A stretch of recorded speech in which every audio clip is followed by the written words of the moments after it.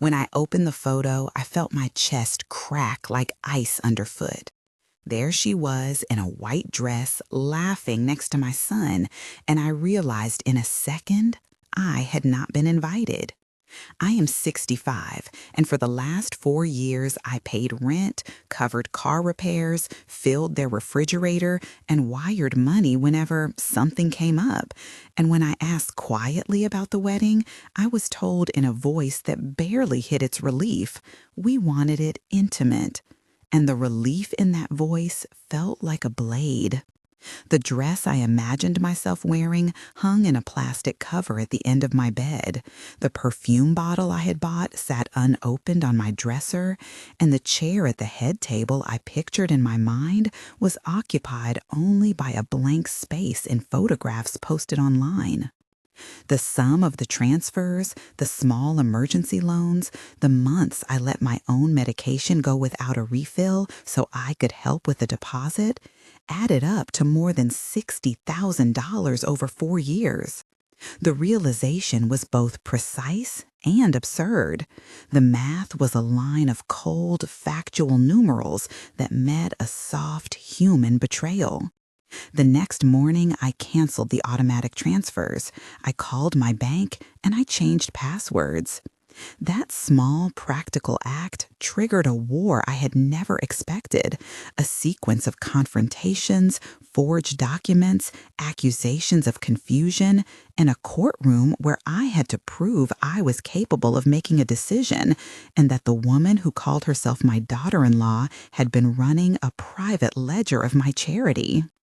If you have ever felt used by a family member who called you love while pulling money from your account, stay with me, because this is a story about being erased, about evidence found in the bottoms of drawers, about a secret that turned the accusation against me into a discovery that changed everything. I will tell you how a no moved me from humiliation to a legal fight and then to a private, surprising reconciliation I did not expect. The question that sat heavy on my tongue during the whole process was this: who gets to decide who I am and how I spend what I earned? I am going to tell you the truth as I remember it and the documents that proved it. In the first voice, I will be blunt and personal. Later, I will lay out facts and dates so it reads like an account a judge could follow. I will name the people who mattered because names are part of proof. And I will describe the rooms, the smell of the cake that I was not allowed to taste, the texture of bank envelopes, the way a courtroom chair scraped metal on linoleum. I will also tell you about the secret that came out in court, a secret that made everyone in the room sit up as if someone had thrown water across their laps. It began with a picture on a screen and ended with people I thought I knew, admitting things I had once been too kind to hear. The title of this story says she banned her black mother-in-law from the wedding until a shocking secret was revealed. I was that mother-in-law, and the woman who banned me had a name, Emily, and a smile that could be warm and very, very cold. The ban was public, the secret was private and buried in files, and the fight was both financial and deeply, painfully personal. The first moment that broke me was small and sensory. My kettle whistled, and the steam fogged the window as I scrolled through comments under the wedding photo. The smell of burnt toast mixing with a bitter taste in my mouth. The phone vibrating against my palm like a tiny, accusing heartbeat. Rosa, my next-door neighbor, knocked at the door when she saw me, her shoes scuffing against the tile, her voice low like tissue paper.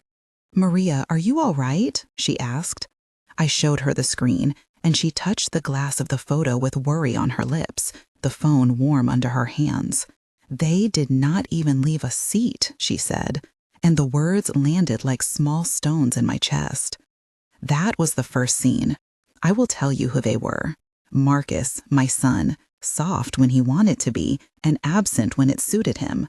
Emily, his wife, precise and controlled, who once called me mother in a way that sounded practiced. Rosa, my neighbor and early witness. Daniel at the neighborhood bank who later helped me freeze accounts. Priya, the young lawyer I hired, who smelled like peppermint and made lists on yellow legal pads. Officer Hernandez, who came once to take a report. Dr. Lewis, the psychiatrist who conducted an evaluation. Tanya, my sister, who flew up from Florida and refused to watch me be erased. There were others who passed through like shadows. A cousin who whispered rumors, a mail clerk who noticed missing envelopes, an accountant who smelled of coffee and ledger paper and who later testified on my behalf. Each of these people had a role and a reaction. The early days were thick with betrayal and evidence.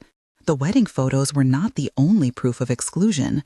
There were messages on social platforms, screenshots of group chats where my name had been omitted, and in a folder I kept in a bottom drawer, there were bank statements with a pattern that spelled out months of just-in-case withdrawals. I remember the tactile satisfaction of pulling those envelopes from the drawer, feeling the slightly rough lip of paper, and tracing dates with my thumb. I remember the smell of old ink and the faint perfume stain on a receipt that was Emily's or someone close to her.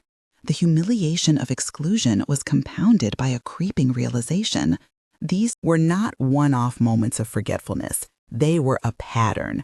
The scene where Emily told me not to come to the wedding happened over the phone, and over 2 days it unfolded into a sequence of dialogues that I will not summarize because leaving them out would be to erase their cruelty. "We have decided to have a small family event," she said the first time, voice clipped and rehearsed. "Small for privacy reasons," Marcus added, as if general privacy could be bartered like a household item. "We will send you pictures," Emily said, and then the line went quiet like a curtain falling.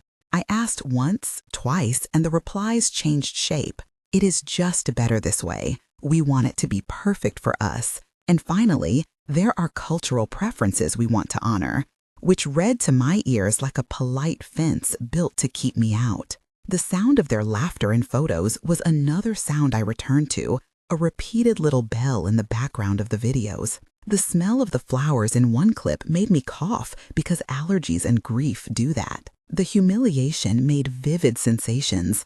I held my face and felt the roughness of my skin, the salty warmth of tears, the tinny taste of coffee gone cold, the fabric of my dress a soft cotton that now seemed like a costume for someone else's life. Then came the money.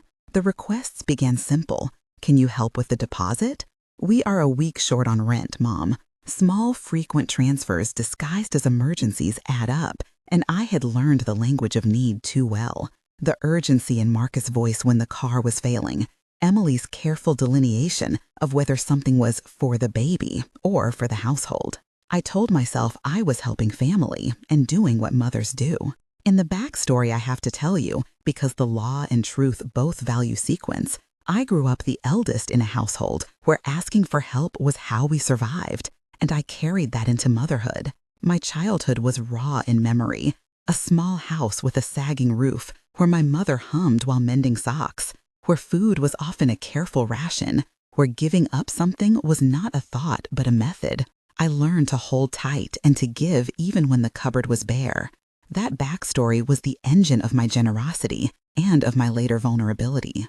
I left school early to work. I learned to read financial forms at the post office counter under fluorescent lights, and I saved for a small apartment that would be mine. The second backstory is Emily's, because in court she appeared as an antagonist whose history mattered to the judge and to my case. Her past is not about me. It explains a posture. She was the daughter of immigrants who worked 2 jobs, who learned early to plan and control, who kept receipts like talismans, and who feared exposure. Her skillful management of receipts and accounts became, in time, a way to fold others into her budget without always saying so. Her story explained a hunger for stability and an urge to centralize resources, but it did not excuse taking from another adult who trusted her. Those 2 backstories, mine of simple habitual giving and hers of meticulous financial control, crossed like 2 roads that blended into one dangerous avenue. When I started to do the math, the sameness of small requests became a pattern. I sat at my kitchen table, lamp casting a yellow circle across a stack of papers, the taste of old mint gum in my mouth as I sorted bank statements. I felt the papery edges beneath my fingertips and heard the slight squeak of the chair as I leaned forward. I wrote down every date on a legal pad, the ink smearing slightly when my hand shook. The calculations were precise and brutal. I listed transfers to Marcus, car repairs 3 times in 18 months, a loan for a business idea, recurring payments for a storage unit they used, monthly contributions to the household for groceries that Marcus later told a friend they could do without. I listed transfers to Emily, appliances, wedding-related purchases under her name, the emergency to pay for a grandmother's trip she later admitted never took. Each line was a tiny betrayal, and together they added up. The descent into calculation is a scene I will expand because money is concrete and numbers make accusations feel less like imagination and more like evidence. I counted 62 transfers in 4 years. The amounts ranged but added to a large sum. I wrote the exact totals on the paper and then I called Daniel at the bank. The conversation in that bank lobby was a scene with many senses. The smell of disinfectant in the air, the coolness of the laminated brochure under my palm, the distant clunk of a door closing as someone left with a banker. Daniel wore a blue shirt and a name tag. He had a voice that was both apologetic and procedure-driven. "We can freeze transfers and place a security hold," he said. His words landed like ballast. He asked for identification, and I felt the glint of my passport photo, the smoothness of plastic against paper. He guided me through forms, the pen clicking rhythmically against his desk, the faint taste of copper in my mouth as I handled coins. He set up alerts on my account and suggested a new password ritual that felt intimate and technical all at once. A technical procedure description is necessary here. To freeze a recurring transfer, most banks require the account holder to submit a written revocation of automatic debit, provide photo identification, and sign an affidavit authorizing the bank to block the specific payees. The bank often places a temporary hold for 48 to 72 hours, during which time legal counsel or third-party payees can file an objection. That procedural summary is straightforward and accurate, and it provided me a breathing space I desperately needed. The moment I cut the transfers, I also received a call I will never forget. "You cannot do this," Emily said. Her voice was low. That call was the start of the main confrontation, and it unfolds in a sequence of dialogues I will not shorten because the cadence matters. "You have to understand," I said. "I cannot keep sending money when I am being excluded from my son's life." "You promised to always help," she replied. "We have responsibilities now, and you made a commitment." "I did not make promises to be used," I said. "You know what we agreed." "We are trying to protect the wedding from drama," she said. "You are the drama." "I am your son's mother," I said. "You are telling me I am not welcome." "We want an intimate event," she said again, and the repetition felt like a shield. Marcus called, his voice thick with wanting to be in the middle. "Mom, let's not do this now," he said. "Please, let me talk to you." "Talk to me by inviting me to my son's wedding?" I asked. He stammered. The dialogue stretched and grew more heated. Priya, my lawyer, later noted in her file that Emily's tone had an edge of rehearsed detachment that lawyers often see when someone is attempting to script a narrative for others. In person, the confrontation was worse. When I went to their house to ask for a conversation, Marcus answered the door and it smelled of cinnamon and something sweet baking. Emily stood behind him with arms folded. "This is not a good time," she said, and the front room seemed suddenly too small. "We can set a day to talk," Marcus offered, but his eyes kept dropping away. "No," I said, because I wanted the right to be on my own terms. The room filled with the sound of a dog whining, the scrape of a chair someone moved, and the metallic click of a key in a pocket as Emily adjusted her stance. Rosa watched from the window across the street, her curtains half drawn like a witness peeking. When I left, I felt both lighter for having said it and lonelier for being denied. Then things escalated when a lawyer showed up at my door with a stamped envelope and a tone that suggested finality. Priya, who I had met through a community center referral, had been sharp and efficient. She smelled like peppermint and coffee and had a stack of folders with post-it notes. "They have suggested you are not in full control of your affairs," Priya said. "They filed for a temporary guardianship petition." The moment she said guardianship, the room closed on me because that word carries a weight like stone. The petition alleged that I was suffering from the early stages of cognitive decline and that decisions I made were not fully informed.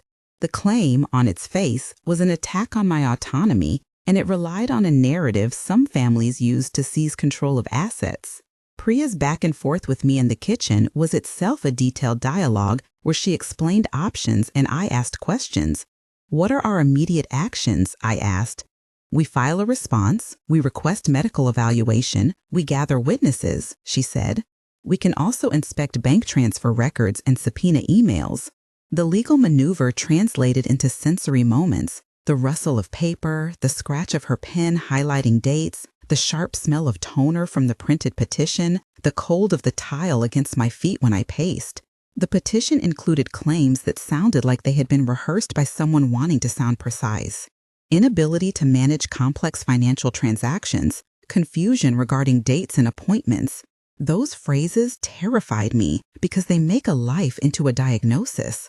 I saw the world of procedure: subpoenas, affidavits, cross-examination. A second technical procedure description is necessary. A petition for guardianship requires a sworn affidavit alleging incapacity, service of process to the respondent, court-ordered medical evaluations typically performed by a licensed psychiatrist or geriatrician, and a hearing where interested parties may cross-examine witnesses. If the court finds clear and convincing evidence of incapacity, it may appoint a guardian with powers limited or broad depending on the findings. That summary helped me understand the machinery I was up against. The next scene was a high-tension one. I had to collect witnesses and evidence.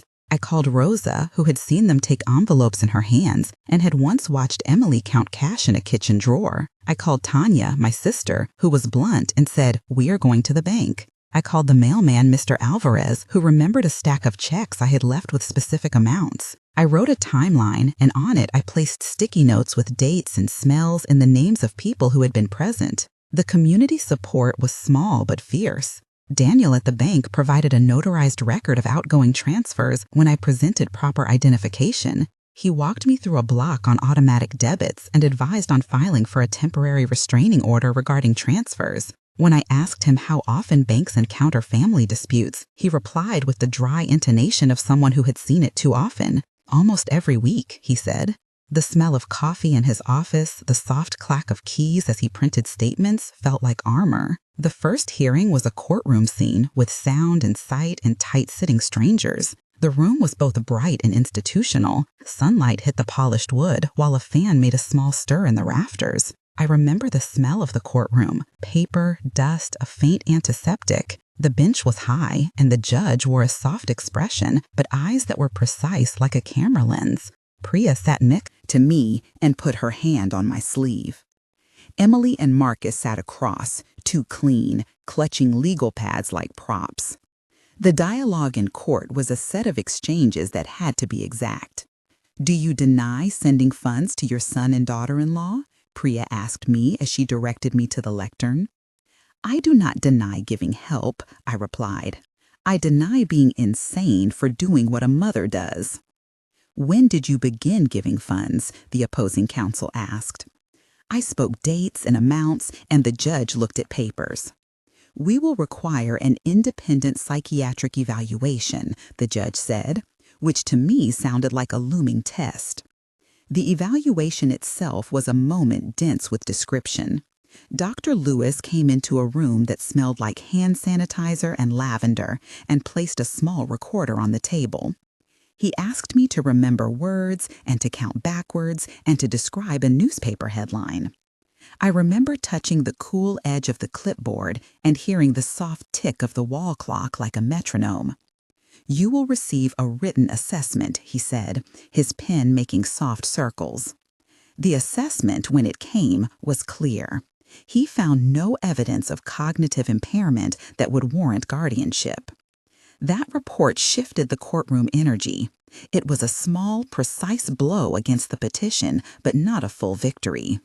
The secret that would change everything was not yet revealed. The turning point came when, while preparing exhibits, Priya discovered a folder tucked behind a calendar in Emily and Marcus's house during a permitted document review. The folder contained an envelope with receipts, a printed spreadsheet, and a ledger in Emily's handwriting detailing reimbursements and family expenses that in reality were personal purchases and transfers mislabeled. The ledger revealed a pattern. Emily had been using a mix of PayPal transfers, cash withdrawals, and account numbers with slight variations to mask recurring withdrawals. The ledger also contained a startling note. "Keep Maria out of the event, costs covered." That line read like a contract for exclusion. When Priya showed me the ledger, she sat at my kitchen table, and we both smelled the lemon cleaner I had used earlier, and the paper felt rough under our fingers. Priya's voice when she read the line was soft but certain. "This is it," she said. The discovery was the shocking secret. It reframed the entire petition. The ledger was concrete. It had dates and times, and in some cases photocopies of receipts for items that matched amounts I had sent, but were listed as wedding linens when in phone conversations Emily told me they were for the child. Once the ledger was shown to the judge, people's faces in the courtroom changed. Marcus attempted to explain. "I did not know about the ledger," he said, eyes wide and hurt. "But the ledger included his name on some expense lines." Emily's attorney argued it was preparatory bookkeeping. The prosecution had been my counsel. Priya and her cross-examination became a tense dialogue of 12 exchanges that pulled out the ledger's details like knots on a rope. "Why is this labeled this way?" Priya asked Emily. "I was organizing payments," Emily replied. "Why were your personal purchases listed as shared household costs?" Priya pressed. "Those were contributions," Emily said. The exchanges ran back and forth with precise legal rhythm. Then came the moment a forensic accountant, a woman named Claire, spoke. She described how small transfers, when consolidated, could form a covert payroll, and how names could be omitted from event guest lists while costs for that event were charged to a benefactor. Claire's testimony smelled of printer ink, and she spoke of bank routing numbers like coordinates. "We traced 3 different series of transfers to machines used near Emily's place of work," she said. "We also found duplicated invoices." Her voice made the room still. The judge looked down at paperwork, the fan above shifted, and the air felt thin. This is a moment of tension that I must describe in detail. The account of the forensic analysis, the metallic taste in my mouth, the sweat collecting at the base of my neck, the clipboard's weight in my hand as I gripped it like a life preserver. The legal procedure of subpoenaing financial records and matching bank routing numbers and IP addresses is precise. Investigators request transaction histories, use bank reconciliation to identify patterns of transfers, and compare payee names with known retailers and personal accounts. Forensic accounting searches for duplicate invoices, altered receipts, and timestamps that contradict claimed uses. That technical description supports the credibility of the ledger and Claire's testimony by showing the machinery of evidence. The revelation of the ledger had another effect. It exposed a motive for excluding me. The ledger's note, "Keep Maria out," suggested Emily preferred a wedding without my presence because, in her belief, my inclusion might complicate access to funds or draw scrutiny. That realization stung. I had once been called mother with warmth. Here, my exclusion read like a strategic vulnerability to be exploited. There were moments of human response that mattered. Rosa testified she saw envelopes passed with cash in the kitchen and that on several occasions Emily counted bills before her husband left with them. Mr. Alvarez, the mailman, testified he had seen packages addressed to both Emily and Marcus that contained small devices and gift cards, while other bills came to my door that I had assumed were joint. Each witness added texture. The squeak of Rosa's shoes on the porch, Mr. Alvarez clearing his throat, Tanya's low voice when she said she would never have done this to any of us. The courtroom exchanges were numerous and layered. Main scenes had elongated dialogues with 12 or more back and forths. In one crucial exchange, Emily attempted to rewrite a date. Priya asked a pointed question, and Emily's answers changed like shifting shadows, each response exposing contradictions. That moment felt sensory.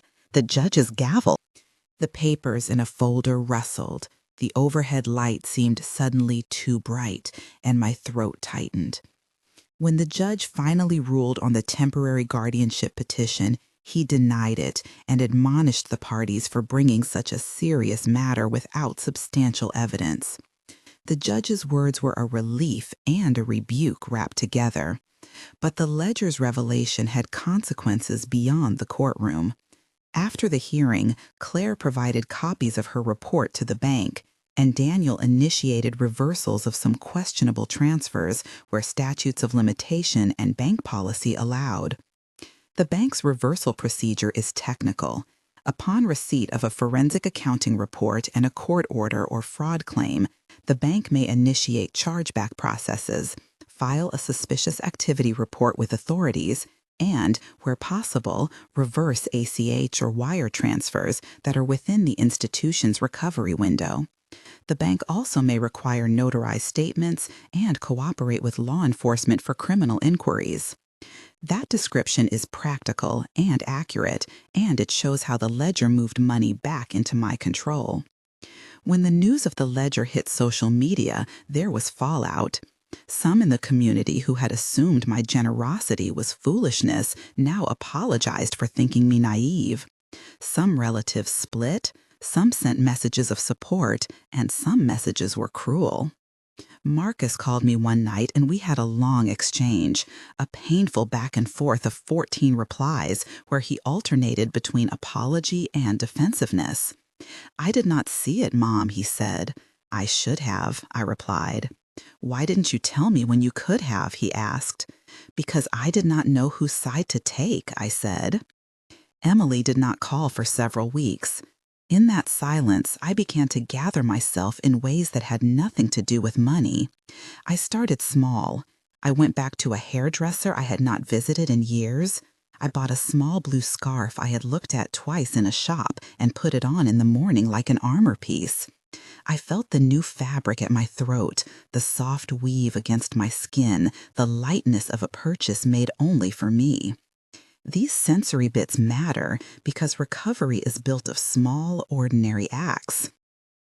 In the weeks after the court hearing, my life refocused around rebuilding and protection. I installed simple home security measures, a new lock, a small indoor camera that records motion, and a document safe bolted to the floor. The process of doing this had technical steps. Choosing a bank safe required proof of ownership, a notarized receipt, and installation with a licensed locksmith. Camera installation involved selecting a device with encrypted cloud storage, setting up two-factor authentication for video access, and placing signs indicating surveillance for legal transparency. That succinct technical description underlines a practical reclaiming of space. I also began to meet more neighbors and friends in public spaces. Rosa brought me tea and we sat on a bench outside in the late afternoon, the air smelling of cut grass and distant frying oil from a taco truck. I went to the salon and told the stylist to cut my hair short. The sound of the scissors felt like a tiny guillotine on a life I was ready to change. It is important to describe both the practical and the subtle because healing was compound. Emily eventually reappeared in a way I did not predict. The ledger had been used by prosecutors to open a preliminary inquiry into potential fraud. The pressure of investigations and the exposure of the ledger led to a family meeting mediated by a counselor and an attorney. The mediator's office smelled of brewed coffee and the couch was soft and uncomfortable. In that meeting, Emily did something I had not expected. She confessed to certain accounting practices and apologized for keeping me in the dark, though she did not apologize for the exclusion.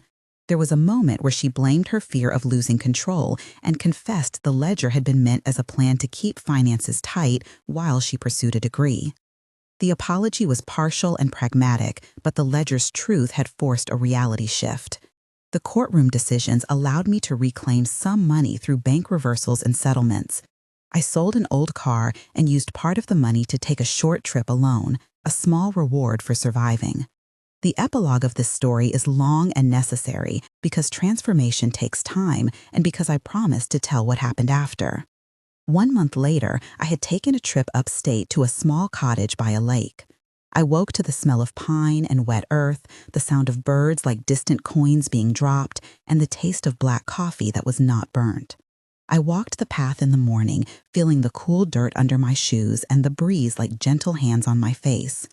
I wrote a letter to Marcus and Emily that was honest but measured, explaining how the exclusion had felt and what I needed to rebuild trust. I set boundaries and I felt both the sting and the relief of them. In community terms, I started a small financial ledger for myself and tracked expenses with a new clarity. I began to see my generosity as something I could regulate, a gift with rules rather than an endless demand. After 3 months, I had taken more decisive steps. I met with a financial advisor recommended by the community center.